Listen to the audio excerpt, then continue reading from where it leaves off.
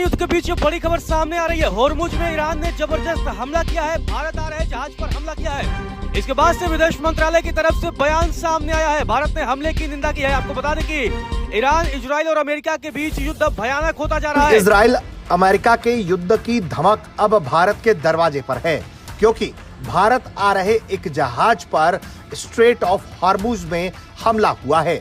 हमला इतना भयानक था कि उस जहाज में आग लग गया। पश्चिम एशिया में चल रहे युद्ध ने एक बार फिर वैश्विक शिपिंग को निशाना बनाया। ईरान इसराइल जंग में भारत की दोखली पॉलिसी पर ईरान का शदीद रद्देअमल सामने आया। भारत सामान मुंतकिल करने वाले तिजारती जहाज को निशाना बनाया। ईरान का भारत के खिलाफ रद्देअमल।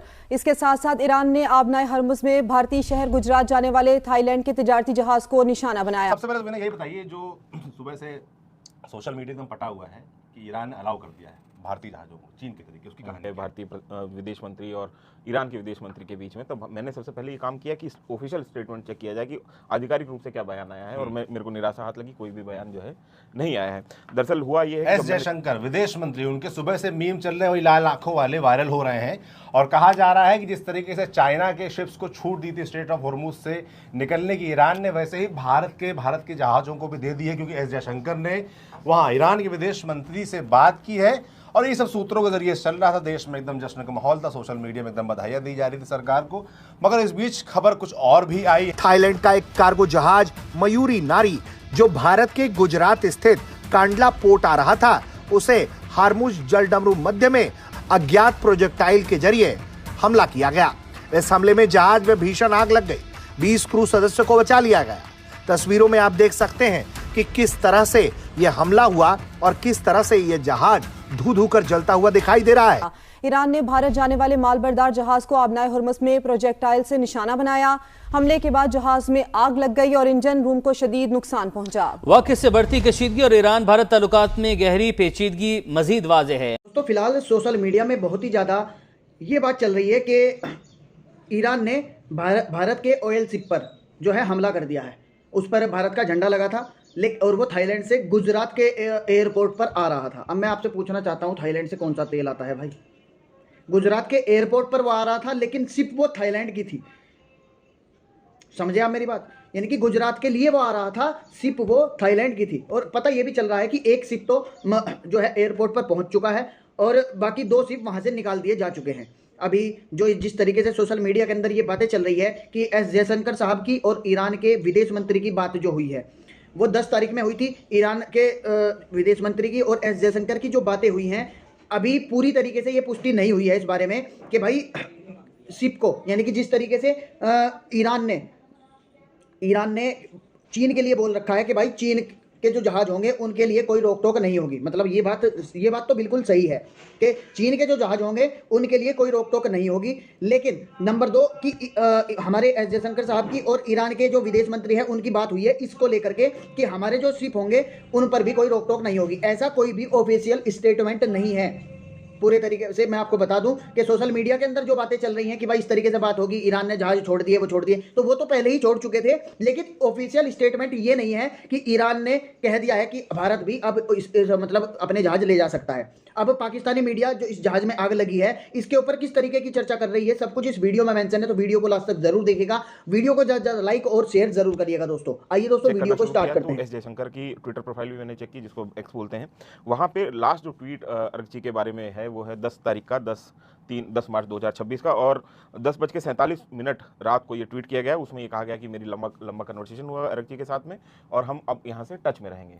तो बातचीत हम लगातार करते रहेंगे। उस समय ये भी कहा गया विदेश मंत्रालय की तरफ से और विदेश मंत्री की तरफ से कि अभी की जो वॉर लाइक सिचुएशन, उसमें जो सुप्रीम लीडरशिप है, जो सुप्रीम लीडर है उनके साथ में तो बातचीत नहीं हो सकती, लेकिन वहाँ की जो पॉलिटिकल लीडरशिप है, चाहे वो पेजेस्कियान है चाहे अर्गची है, उनके साथ में हमारी बातचीत लगातार जारी है। तो ये स्थिति बनी थी, क्योंकि एक तनाव की स्थिति तभी आ गई थी जब ईरानी जो वॉरशिप थी डेना, उसको डुबाया गया था भारतीय तट के पास में ही।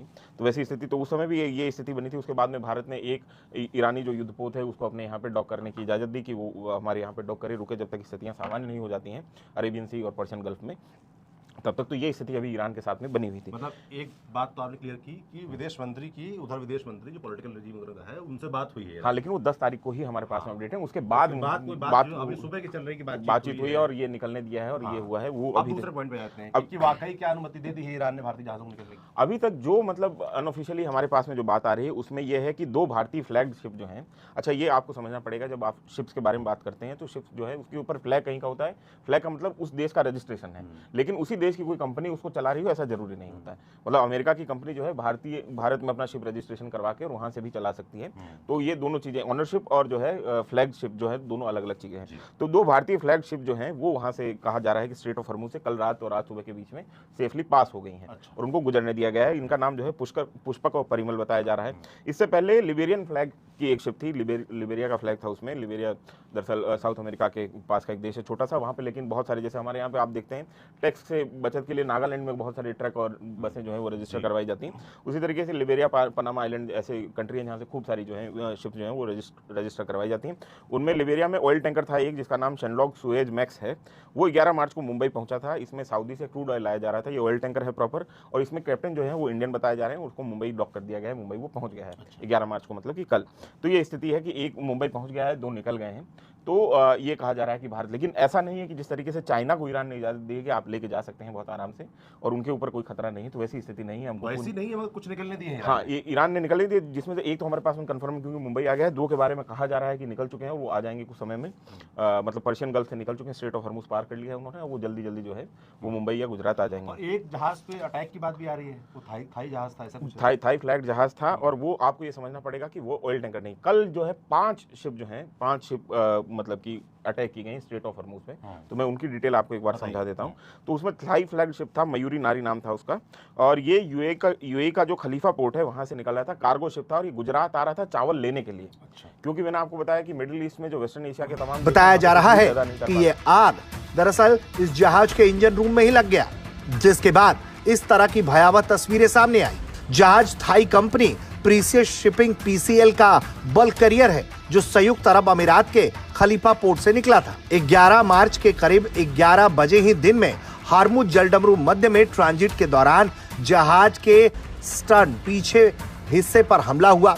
हमले में जहाज में आग लग गई, इंजन रूम में विस्फोट हुआ, जहाज से काला धुआं उठता हुआ साफ तौर पर दिखाई दे रहा है। इसके बाद ओमान की नेवी ने रेस्क्यू ऑपरेशन चलाया और वहां मौजूद कई क्रू सदस्यों को बचा लिया गया।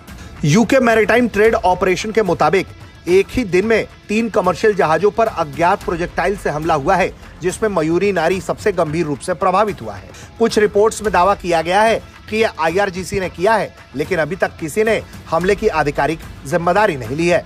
वहीं इस पूरे मामले पर भारत का बयान भी सामने आया है। भारत ने इस हमले की कड़ी निंदा की है।